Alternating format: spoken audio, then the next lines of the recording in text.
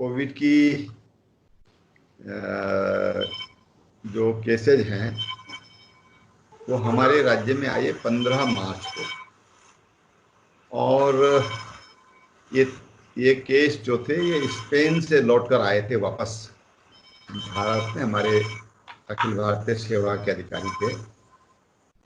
तो हमने तत्काल 17 या 18 मार्च को ही हमने स्कूलों के जो अवकाश थे वो वो हमने ऑर्डर कर दिया और वर्क फ्रॉम होम ये सबसे पहले हमने अपने राज्य में प्रारंभ किया।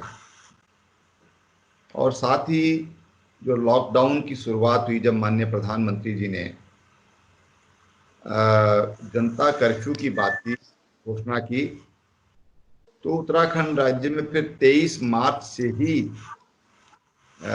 लॉकडाउन शुरू कर दिया गया। यानी जो 25 को जो देश में माननीय प्रधानमंत्री ने घोषणा की, तो हमने 23 के बाद ही लॉकडाउन अपने राज्य में लागू कर दिया था।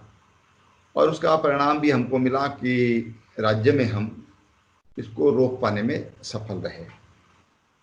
और जो प्रारंभ का दौर निकला, हम ये कहें कि लगभग 15 मई तक तो राज्य में स्थिति पूरी तरह समाप्त की ओर थी, खात्मे की ओर थी।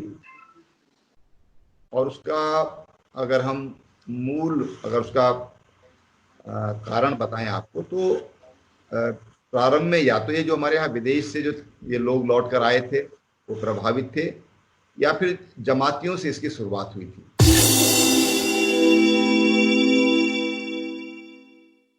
देखिए, पिछले 15 दिनों में और जो हमारे लोग वापस आए हैं, जो उत्तराखंडी भाई बहन देश के विविध राज्यों से वापस हम लोग लाए हैं, तो ये कल्पना थी कि उसमें कई लोग ऐसे होंगे जो संक्रमित होंगे, चाहे महाराष्ट्र से आने वाले लोग हैं या राजधानी दिल्ली या दिल्ली के आसपास से आने वाले लोग हैं, और गुजरात से ये बड़ी संख्या में लोग यहाँ पर वापस लौटे हैं।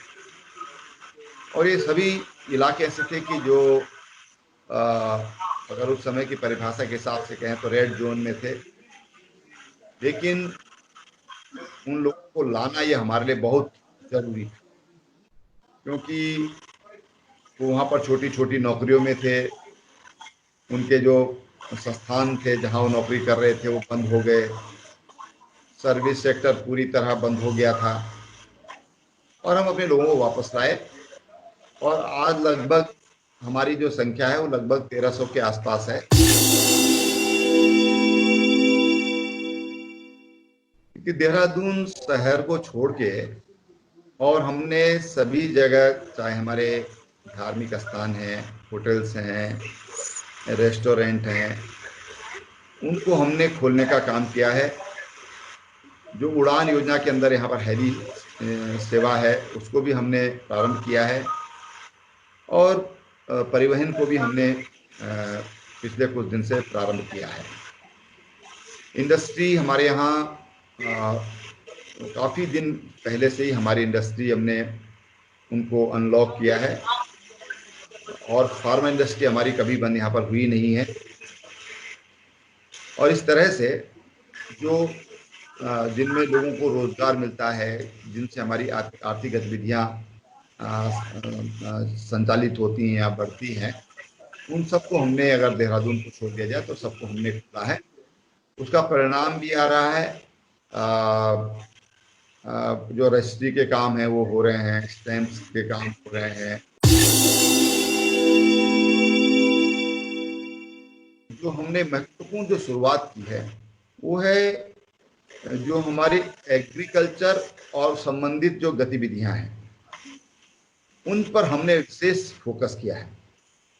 क्योंकि आज इस दौर में हमको ये लगता है कि भविष्य में जो हिमालयी प्रोडक्ट हैं, हिमालयी जो उत्पाद हैं, इनकी डिमांड बढ़े। इम्यूनिटी बढ़ाने के लिए सब्जी की आवश्यकता है, फलों की आवश्यकता होगी, आयुर्वेदिक जड़ी बूटियों की आवश्यकता होगी, एरोमा का भी आजकल बहुत इस्तेमाल किया जाता है। तो इन सब चीज़ों पर हमने फोकस किया है। मधुमक्खी पालन है, जो पोल्ट्री है, गॉट्री है, फिशरीज है, इन सब पर हमने, ताकि स्थानीय जो रोजगार हैं वो लोगों को मिले और वो धीरे धीरे हमारी आर्थिक उन्नति का भी सहायक बने।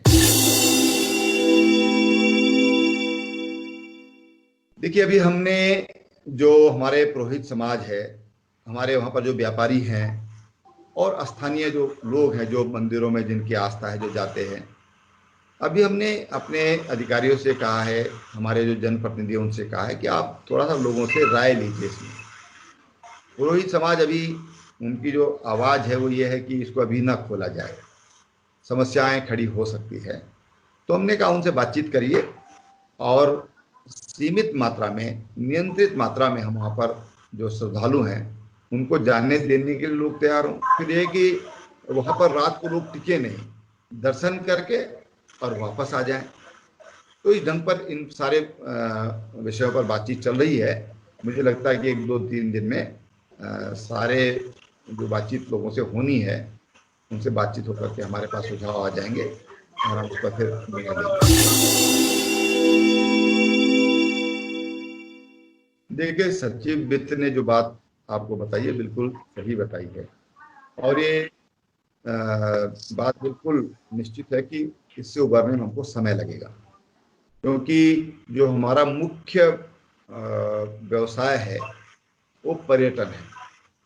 और जो अभी हालात लग रही हैं जिस तरह से, और भारत सरकार ने जैसे अभी यात्राएं खोली हैं, रेलगाड़ियों खोली हैं, हवाई यात्राएं खोली हैं, लेकिन उसमें अभी जो आवाजाही है वो अभी बहुत कम है, लोग अभी आशंकित हैं।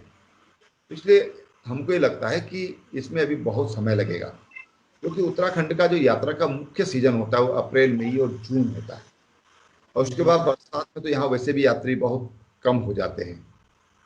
और जैसे आज हालात है ऐसे में तो उसकी संभावनाएं कम हैं। लेकिन हम कोशिश कर रहे हैं कि हम अन्य सोर्स अपने बढ़ाएं। जैसे मैंने कहा कि हमने कृषि के क्षेत्र पर हमने जोर दिया है, क्योंकि कृषि एक ऐसा क्षेत्र है जिस पर हम 3, 4, 5, 6 महीने में परिणाम ले सकते हैं। जो हमको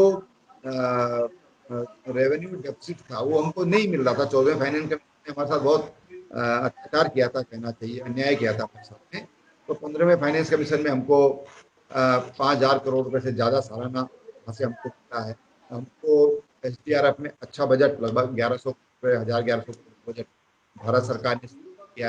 और तमाम जो हमारी योजनाएं हैं, चाहे ऑल इंडिया रोड हो, रेलवे का हो, और पानी से संबंधित जो हमारी 1200 कुछ करोड़ रुपया हमको भारत सरकार ने दिया है, ऐसी तमाम जो डेवलपमेंट की एक्टिविटीज़ हैं उसके लिए भारत सरकार ने हमको पैसा दिया है। अभी भारत नेट ये प्रोजेक्ट हमारा स्वीकार हुआ है, जिसमें लगभग 2000 करोड़ रुपया इन 1-1.5 साल में इन्वेस्टमेंट हमारे राज्य में आएगा। तो हमारी कोशिश है कि इस ढंग से इन्वेस्टमेंट हम राज्य में लाएं, उससे राज्य को जहां राजस्व मिलेगा, GST के माध्यम से मिलेगा, वहीं हमारे लोगों को रोजगार भी मिलेगा। प्रारंभिक सर्वे जो हमने किया था उसमें बहुत कम लोग थे कि जो ये कहते थे कि हम रुकेंगे। लोगों का अधिसंख्यक मत था कि हम वापस अपने कारोबार पर जाएंगे।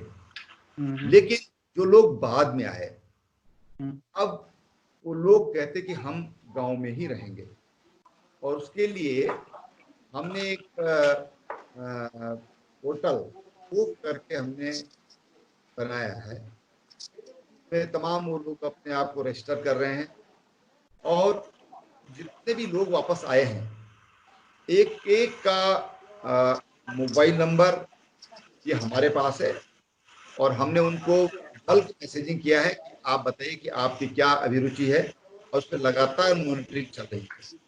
अभी मेरी आज दिन में ही मुझे जानकारी मिली है कि लगभग 6000 से ज़्यादा लोगों ने उस पर अप्लाई किया है।